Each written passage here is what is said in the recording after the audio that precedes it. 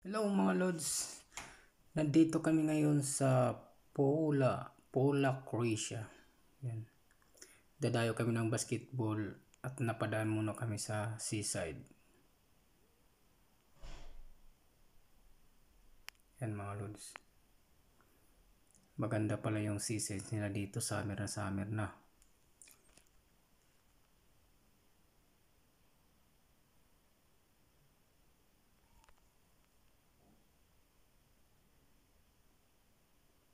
Yun, yung nandun, no, nakikita nyo doon yung building na yun na parang screen siya dyan.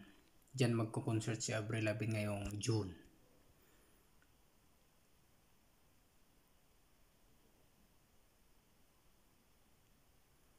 Lalaki pala ng barko dito mga Lods.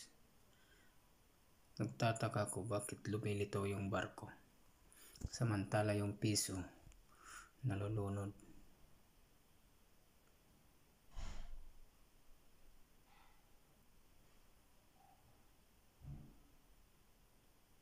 Maglalaro kami ng basketball, napadaan muna kami sa seaside ng isang bayan ng Pola City.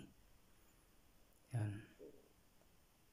Dadayuin namin yung mga Pinoy dito, marami sila dito mga Lods.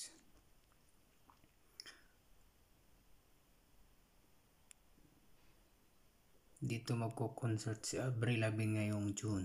Sana makapanood kami.